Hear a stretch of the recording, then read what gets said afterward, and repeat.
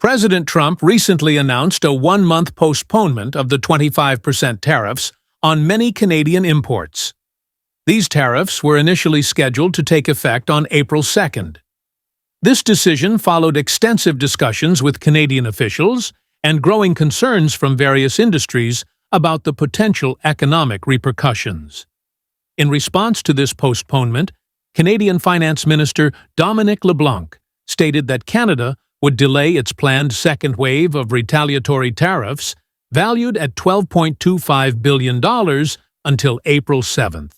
However, the initial, while the postponement provides a temporary reprieve, tariffs targeting $30 billion worth of U.S. goods remain in effect. Among the various actions taken by Canadian provinces, British Columbia's response is notable due to its unique geographical position as a critical link between the U.S. mainland and Alaska. British Columbia plans to introduce legislation that would allow the province to impose tolls on commercial vehicles traveling to Alaska. This move is widely viewed as a direct response to President Trump's tariffs and is intended to send a clear message to the president. BC Premier David Eby stated on Thursday that the proposed legislation aims to send a clear message to Alaska's Republican congressional representatives and the state's Republican governor. The legislation would also enable British Columbia to require that low-carbon fuel additives for gasoline and diesel be produced in Canada. Additionally, it would provide the province with new tools to eliminate internal trade barriers as Canada seeks to lessen its dependence on the U.S. Despite President Trump scaling back some tariffs on North American trade partners, Eby insisted that Canada will not tolerate these ongoing threats and uncertainty. We're standing up for Canadians. This behavior is unacceptable, and we are making it clear to the U.S. just how frustrated we are, he said. I say we don't back down until the president takes the threat off the table. Eby noted that while he wouldn't implement the tolls immediately and the number of affected trucks is relatively small, the move signals the growing strain between longtime allies as Canada ramps up pressure on Trump to abandon his tariffs. Here's a corrected and more clearly written version. The White House has launched a trade war we never wanted, and we must respond decisively, said Premier Eby. These initial measures are just the beginning. In the coming weeks, we will introduce additional tools to safeguard our economy against this sustained economic aggression. The BC government plans to introduce tariff response legislation in the coming days, equipping the province with new mechanisms to protect jobs, businesses, and swiftly address challenges stemming from Trump's trade war. Interprovincial trade barriers to strengthen BC's internal economy, mandating that low-carbon fuel additives for gasoline and diesel be sourced within Canada, and implementing tolls or fees on U.S. commercial vehicles using BC infrastructure to reach Alaska. These tariffs are a serious misstep by Trump's administration, hurting families and businesses on both sides of the border.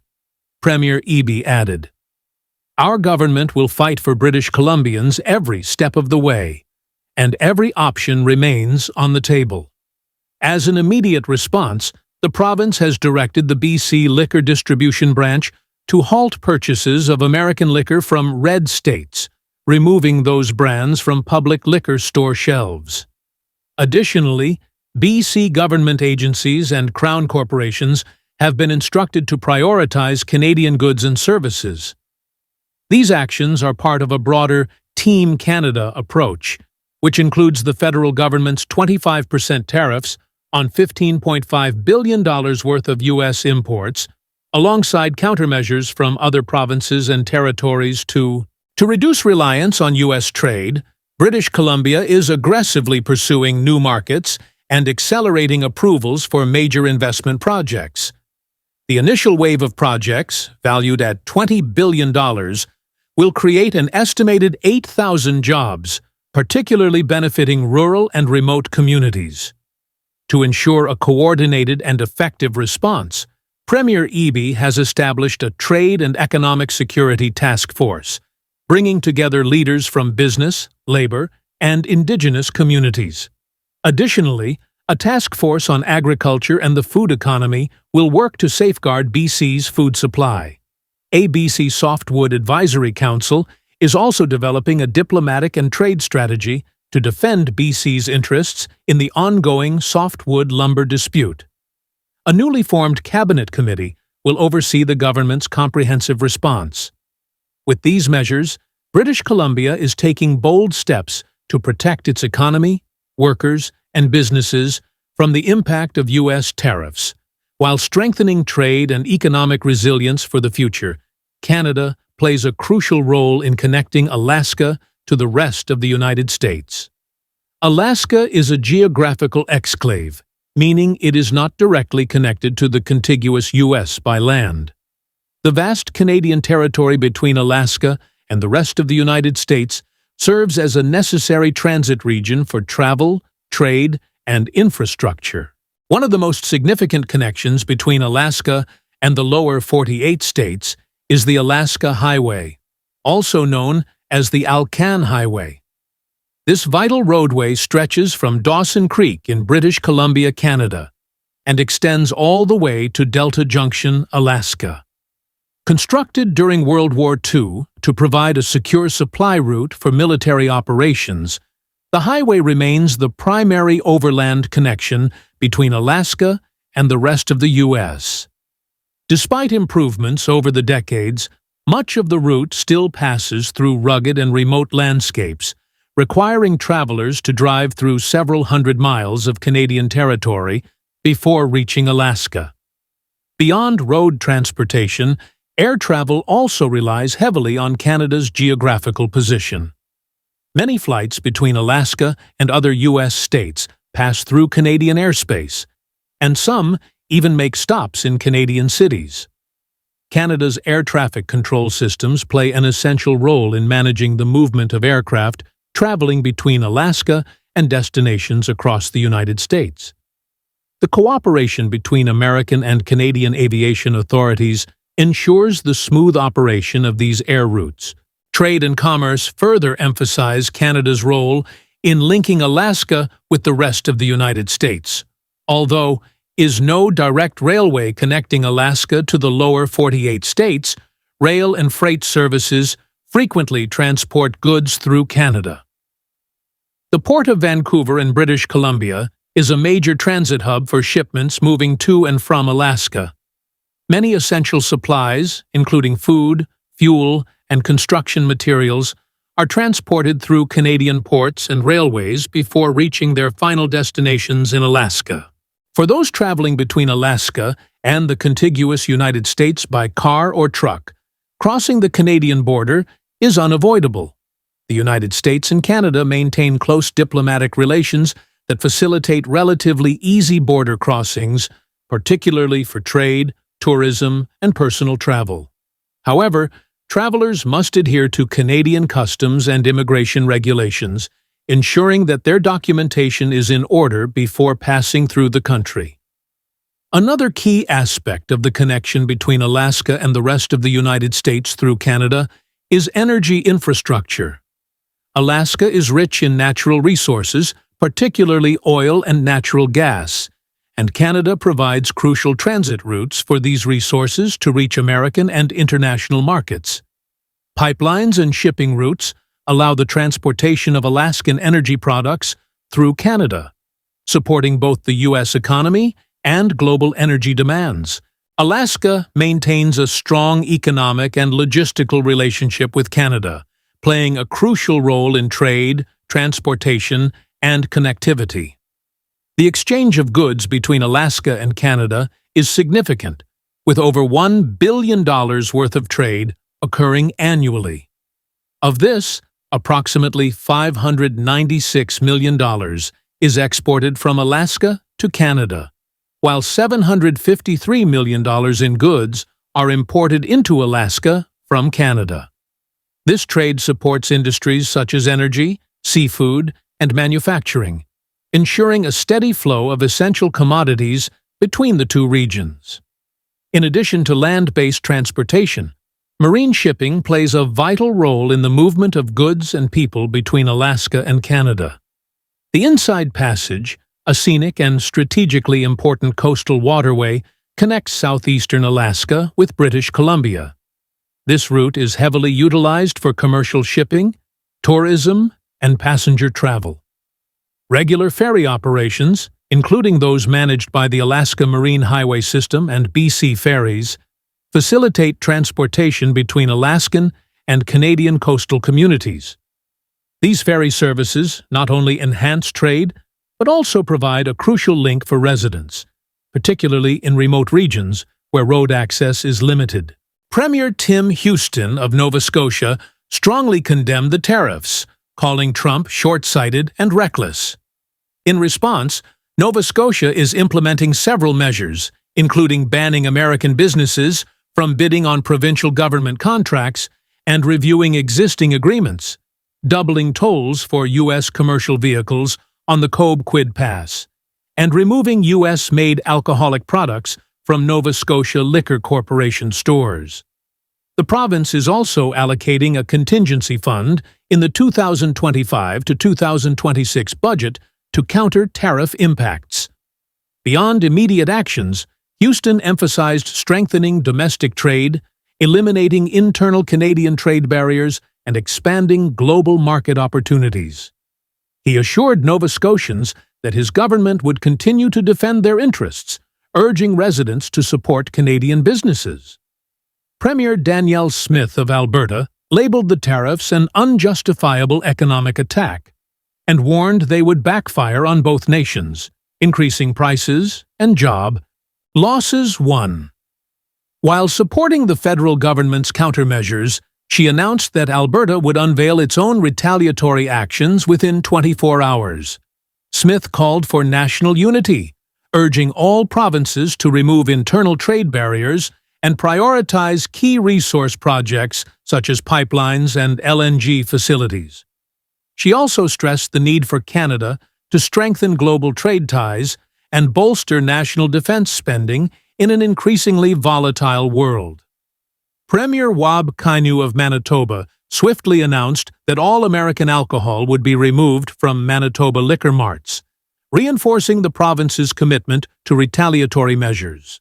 Newfoundland and Labrador's Premier Andrew Furey denounced the tariffs as illegal and unjust, and took immediate action, including removing U.S. products from Newfoundland and Labrador Liquor Corporation shelves, reviewing and halting procurement of U.S. goods and services, and expanding market opportunities beyond the U.S., particularly in Europe. Furey also announced the creation of a roundtable on Canada-U.S. trade relations to strategize further responses. He called on Canadians to unite, emphasizing that Canada's identity, values, and sovereignty would guide the country through this economic conflict. Canada is accelerating efforts to diversify away from the U.S. market to reduce vulnerability. Building on existing free trade agreements like the Comprehensive and Progressive Agreement for Trans-Pacific Partnership and the Comprehensive Economic and Trade Agreement, Ottawa is encouraging businesses to pivot exports to Europe, Asia, and Latin America. The government is offering grants and financing to help industries adapt. Provinces are also focusing on new markets. British Columbia, for instance, is fast-tracking projects and seeking overseas customers, while Atlantic provinces are expanding seafood sales to Europe. Although proximity and long-standing ties make the U.S. a natural partner, persistent tariff threats have spurred a national resolve to find alternatives. Canada already has preferential deals with the EU, many Asia-Pacific countries, and various Latin American nations. Officials are pushing companies to use these agreements to replace lost U.S. sales. The hope is that increased exports to Japan, Europe, or other markets can offset some of the shortfall. Talks with India and other emerging economies could open additional opportunities. Canada also aims to deepen ties with Mexico and other CPTPP members, creating a broader free trade ecosystem that excludes the U.S. or at least lessens dependency on it. Canadian manufacturers and agricultural producers are reallocating resources, seeking alternate inputs, and exploring new export channels. Retailers are substituting U.S. goods with products from Canada or overseas. This transition may take time, but the current tariffs have created urgency. Long-standing trade frictions between the United States and Canada are not new. The two allies have weathered numerous disputes over the decades. Two of the most enduring is the softwood lumber conflict, which began in 1982 and persists today. 3. The U.S. lumber industry has long accused Canada of unfair subsidies and imposed countervailing duties, while Canada vehemently disputes those claims. This lumber war has seen multiple rounds of tariffs, legal battles, and temporary agreements, making it one of the largest and most enduring trade disputes in bilateral history. Other perennial flashpoints include Canadian dairy quotas versus U.S. access demands, and American country of origin labeling rules for meat, which were eventually overturned via a WTO challenge. Past U.S. administrations have occasionally imposed tariffs on Canadian goods, often provoking retaliation and eventual compromise.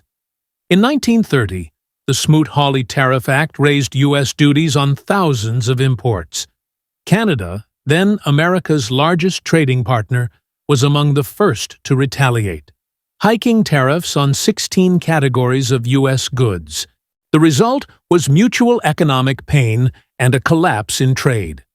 Fast forward to 1971, President Nixon temporarily imposed a 10% surcharge on imports, including Canadian goods, during a currency crisis. That move strained relations until a monetary deal led to its removal within months. In 2002, President George W. Bush levied tariffs up to 30% on foreign steel, but Canada and Mexico were exempted due to NAFTA obligations. The steel tariffs were eventually withdrawn after global retaliation threats and a WTO ruling against them. The episode demonstrated that broad U.S. tariffs often face fierce pushback. The 2018 to 2019 period under President Trump saw major tariffs imposed on steel and aluminum, citing national security, answered with reciprocal tariffs on U.S. steel, aluminum, and various politically sensitive goods. These measures ended after about a year when the U.S. lifted metal tariffs in exchange for concessions as part of the updated USMCA.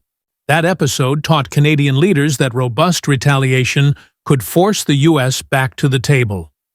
It also reinforced the value of a united front. Federal, provincial, and industry groups lobbied U.S. counterparts to reach a resolution. The successful negotiation of the USMCA in 2018 to 2019 shaped current tactics as Canadian negotiators learned to respond firmly to Trump's brinkmanship. Prime Minister Justin Trudeau's stance in 2018, "Canada will not be pushed around," set a precedent for the tone now. The new tariff threat similarly has led Ottawa and the provinces to react decisively and in coordination. President Trump's sweeping tariffs raise serious questions under international trade law. Canada argues the tariffs violate both the letter and spirit of the USMCA, which eliminated duties on most North American goods. Unlike nuanced disputes over specific provisions, these are blanket measures, 25% on Canadian imports, leaving little doubt they breach core free trade principles. They also appear to violate key WTO rules regarding most favored nation treatment and bound tariff rates, unless justified under an exception. The U.S. administration likely claims the tariffs are lawful under the national security exceptions in the relevant trade agreements. President Trump declared a national emergency over fentanyl trafficking and tied Canada to that threat, arguing that tariffs are needed as leverage to force action on cross-border smuggling. However, Using a health or security pretext for blanket tariffs on virtually all goods is unprecedented. Past WTO rulings have been skeptical of overbroad invocations of national security. Canada contends this is a misuse of the exception. Canada can challenge the tariffs through the USMCA's dispute resolution process, which includes consultations and the potential for a panel ruling. If the U.S. refuses to remove the tariffs despite an adverse ruling, Canada would be authorized to impose countermeasures. Although the formal legal process typically takes over a year, to protect its economy in the meantime, Canada has responded immediately with retaliatory tariffs. Canada may also pursue parallel complaints at the WTO. However, enforceability is challenging if the U.S. does not comply with panel decisions.